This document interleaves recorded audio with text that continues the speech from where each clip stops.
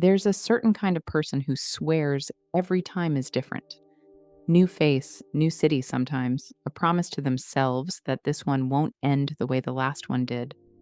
And then it does. Same fight, same silence, same moment of realizing they've been here before. It looks like bad luck. It's actually a blueprint. Because what feels like a type isn't a preference, it's a pattern. Attachment researcher John Bowlby called it an internal working model, a template built in childhood that quietly decides what love is allowed to feel like. The people who keep picking the same wrong partner aren't choosing poorly, they're choosing precisely. The problem is what they're choosing for. There's one trap in this pattern most people don't even recognize as part of it. I'll get to it in a minute. The first four explain why it happens at all. Trap one, they mistake familiarity for chemistry.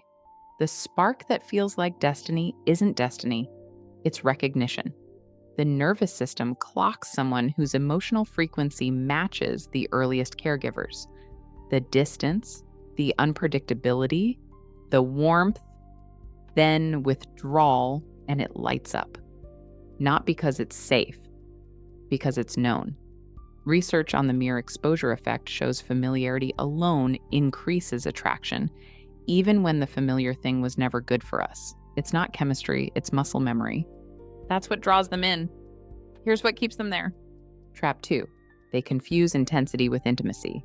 The highs feel like love. The lows feel like proof the love mattered.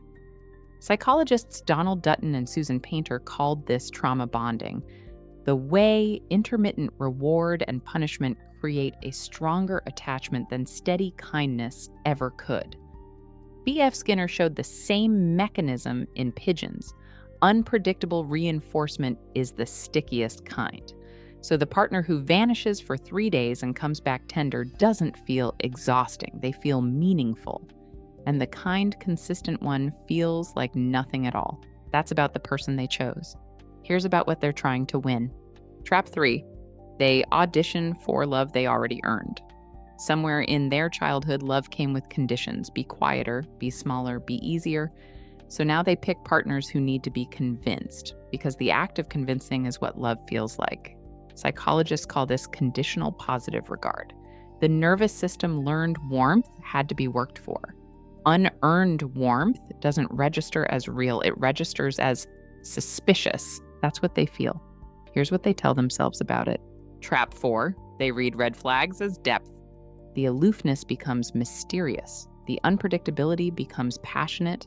The refusal to commit becomes a wounded soul who just needs the right one. The late replies, the mixed signals, the walking on eggshells, all of it gets reframed into something that sounds like love. That's not perception. That's pattern matching wearing perception's clothes. Those four explain why they stay. This last one explains why they leave when they shouldn't. Trap five, they leave when someone actually stays. This is the one nobody talks about. The person who keeps picking the same wrong partner doesn't just chase the familiar. They flinch from the unfamiliar. When someone consistent, available, and calm shows up, the nervous system reads it as wrong, boring, fake. So they sabotage it or lose interest or keep waiting for the other shoe to drop until the healthy person walks away. Then they go looking for the chaos again, relieved to be home.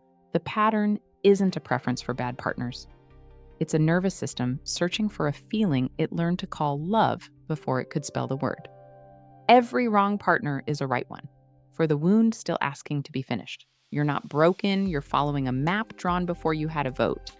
The blueprint was written in a house you didn't choose by people who were also following theirs. That doesn't make it permanent, it makes it inherited.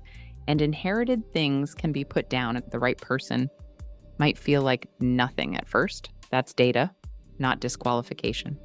Let calm feel strange. Keep letting it. Which trap did you recognize first? The familiarity, the intensity, or the healthy person walking away? Subscribe to Psychology Gently. We translate what your body already knows into language your mind can finally use.